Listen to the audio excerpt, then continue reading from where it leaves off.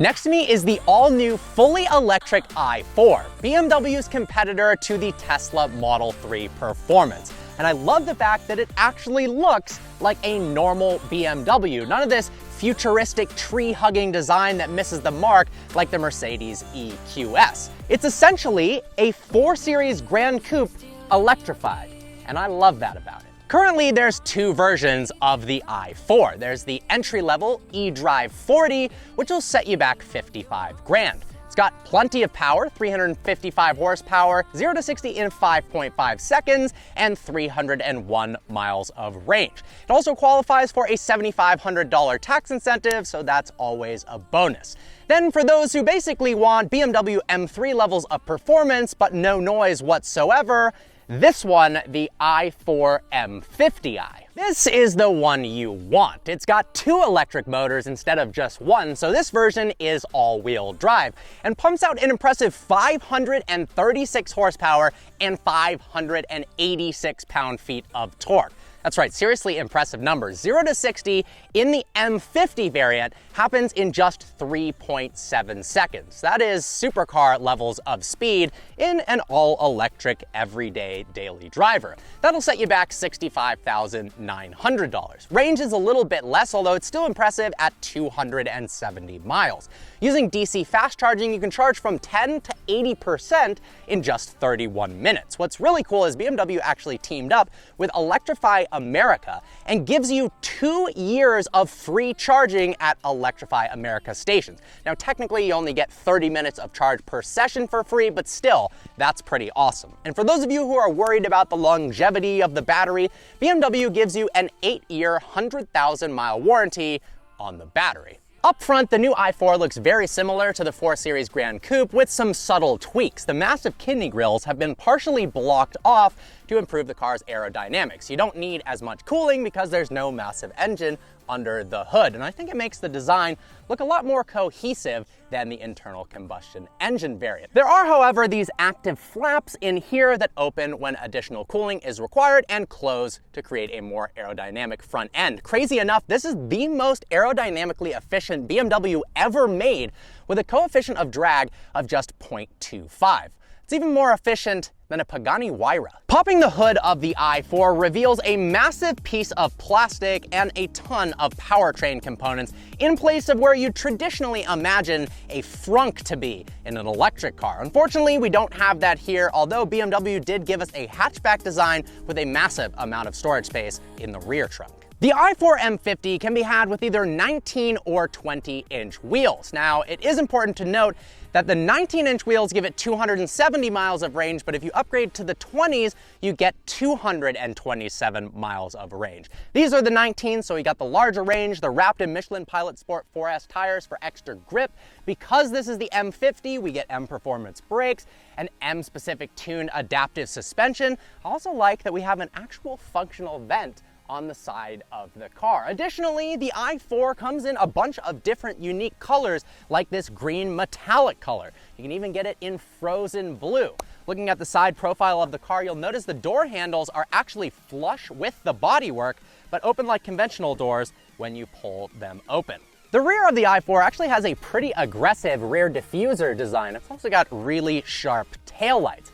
But what I like is it's got this hatchback designed rear trunk to make it really easy for you to load groceries, bags, or cargo of any sort into the rear of the i4.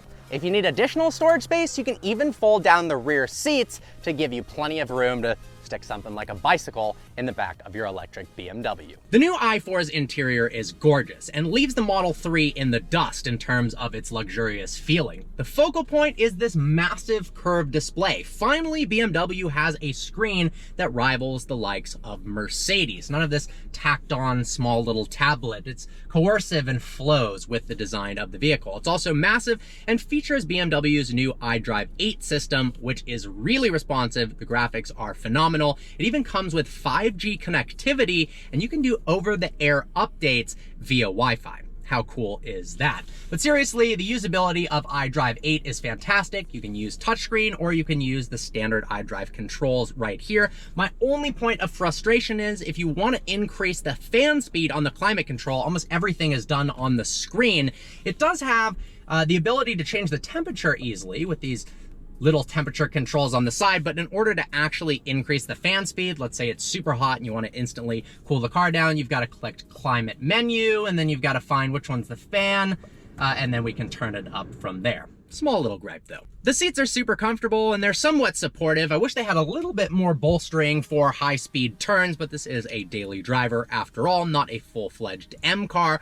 I will say they have some really cool interior color options, and it makes the interior look a lot more high-end when we've got a nice red or tan leather as opposed to the all black. It kind of drowns out some of the design language. All right. Let's hop in the back. In the back of the i4, we've got enough legroom for somebody who's 6'2" or 6'3", but the headroom is lacking a little bit. My head doesn't quite touch the roof if I'm in a forward position, but if I want to lean my head back, it actually does touch the roof. Now, we do have climate controls back here. You can adjust that individually from the front. We also have 2 different USB-C charging ports, as well as this fold-down armrest with some cup holders. All right. Let's take this for a drive, shall we? To start the driving portion of this review off strong, we're gonna do a launch control. Remember, this thing can do 0 to 60 in 3.7 seconds, and that's what BMW says. Likely it's a bit faster, something around 3.5 seconds. Now, there are a multitude of driving modes to choose from. We've got Sport, Sport Boost, Comfort, and Eco Pro. We're gonna go ahead and put it into Sport Boost. There's a button right here by the shifter to actually change the driving modes. Now, floor the brake and floor the gas, it actually has a launch control system in an all-electric car. Listen to the sound it makes. Launch control active.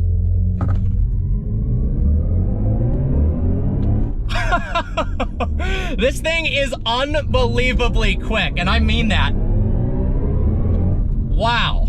Now, one of the i4's party tricks is the sounds it makes while driving. I've heard it time and time again. Electric cars have no soul, they make no noise. But BMW has come up with a solution for that. They've teamed up with the famous composer Hans Zimmer. You've probably heard many of his soundtracks in some of your favorite movies, but they've actually employed his expertise and genius to make noises when the car is accelerating and decelerating. You notice it most when you're in Sports Boost. When you go into Eco Pro, it's pretty much completely silent in here. So if you want an electric car that makes no noise, have no fear, you can turn that sound off. But honestly, it sounds really cool, and it's one of the things I most like about this BMW. We're gonna go ahead and put it into Sport Boost again. Just listen to this.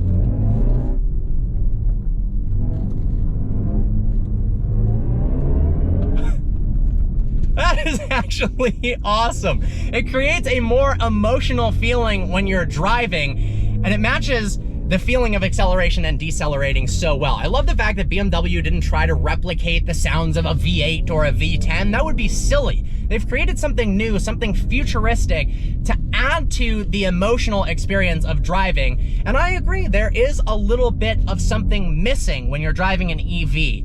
But this is pretty dang cool. Let me know what you guys think in the comment section below. Driving dynamics wise, the i4 is pretty damn good. The steering is nice and heavy. It feels properly BMW. At the limit, it's got a little bit of understeer, but it's predictable and it doesn't just understeer off the edge of the cliff. You're able to control it pretty well, and you've got plenty of grip because it's all-wheel drive with the 2 different motors and those Michelin Pilot Sport 4S tires. That M suspension is a little bit tighter on the i4 M50. A tiny bit of body roll, more so than you'd get in an M car, but still comfortable over bumps and allows you to throw it through corners really, really well. Visibility is great. It's a super easy car to drive. Let's go ahead and put it back into Eco Pro. The steering loosens up quite a bit. The suspension is softer, and it is serenely quiet inside here. Isolation from the external environment is great. Don't hear a lot of road noise or tire noise, something you typically are used to a bit more in a fully electric car because you don't have that little bit of engine noise to drown it out. Honestly, such a peaceful experience behind the wheel of the i4 M50. Now, we do have assisted driving as well, which works really, really well. If you're on the freeway, you can go ahead and click a button on the steering wheel in order to toggle assisted driving. Assisted driving can speed the car up with traffic, slow it down when cars hit the brakes, even maintain yourself in the lane. Yes, it can go around turns, just like a Tesla, and it's super easy to keep the system going. You don't have to jerk the wheel or anything like that. When it flashes at you, simply just rub your hand on the wheel or touch it briefly and you'll be good to go. It can even change lanes itself, and it can do complex parking maneuvers by itself as well.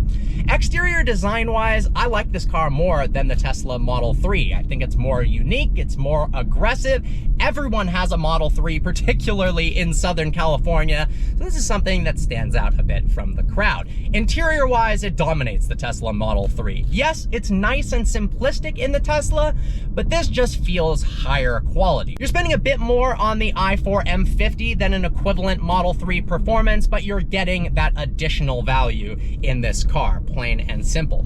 Charging is super easy. If you charge it at home, you can charge in less than 8 hours, just plugged into a 240 volt outlet. And like I said before, from 10 to 80% in just 31 minutes. That is pretty damn fast. I like the fact that there's a variety of trims to choose from, and you actually get a really healthy amount of carbon fiber for just $300. It's all over the dash here and the center console as well. For 300 bucks, it's a good value for the money. Now, the electric BMWs have little accents to let you know that it's an electric car, other than the fact that it makes no noise. It's pretty obvious, and it's got a place to charge it. But if you're not sure, the roundels outside of the BMW logo on the electric vehicles is actually surrounded in blue. If you hop into the car, you'll notice the stop-start button is blue, and the gear lever has a little bit of blue accents. I'll also say I really like the steering wheel on the i4 M50. It fits great in your hand, nice leather, good amount of buttons on it, but not overly cluttered. We've got a fantastic heads-up display that's customizable. You can choose how much data is being showed on the heads-up display. We've also got a fully customizable instrument cluster that can have a variety of different layouts. When you put it into sport mode, sport boost mode, it's got a little bit different, more aggressive look to it, which I absolutely love.